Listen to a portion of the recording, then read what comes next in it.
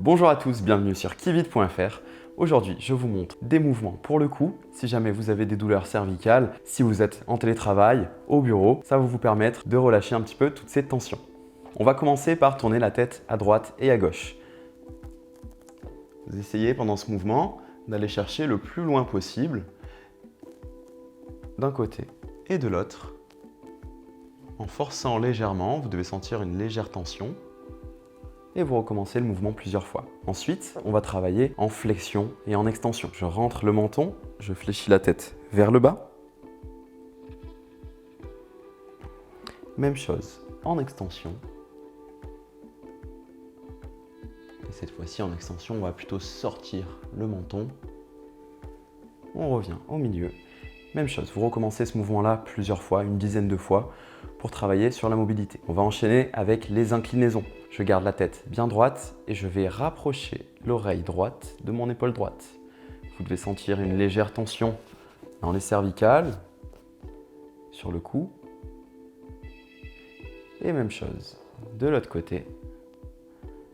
On maintient la tension quelques secondes et on revient au milieu.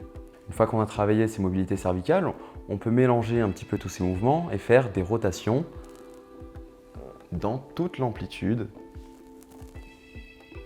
d'un côté et de l'autre côté.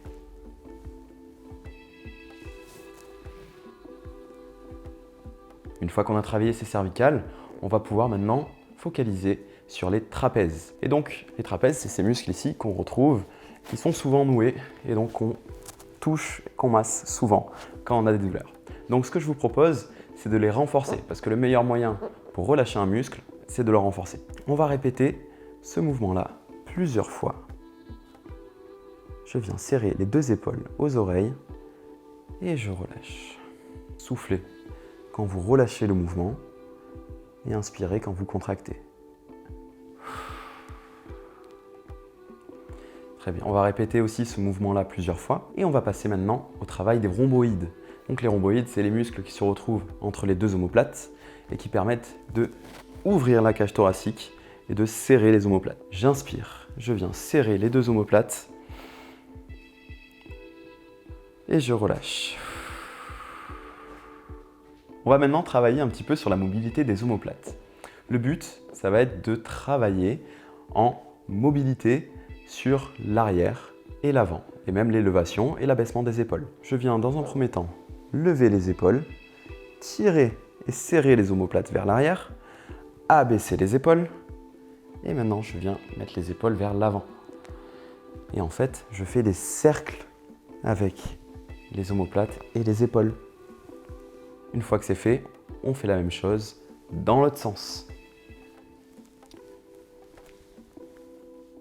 Vous allez devoir répéter ce genre de mouvement, vous allez prendre 5 à 10 minutes dans la journée, plusieurs fois, vous pouvez le faire 3, 4 fois, 5 fois, 100 fois si vous voulez. Le but, c'est de travailler cette mobilité, essayer de changer de posture le plus souvent possible. En général, on dit qu'on a une mauvaise posture au travail parce qu'on a le dos un petit peu arrondi. C'est pas vrai, on n'a pas une mauvaise posture, c'est juste qu'on la tient longtemps, trop dans cette position. C'est le mouvement qui prime sur la posture. Si jamais vous avez une mauvaise posture, il faut que votre corps soit capable de la supporter. Le but, c'est de changer de position régulièrement. Et donc, ces 10 minutes de mobilité et de travail sur les épaules, sur les trapèzes, sur les cervicales, ça va vous permettre de justement changer de position, gagner en mobilité, en mouvement et contrecarrer toute la pression que vous accumulez tous les jours en télétravail ou au travail.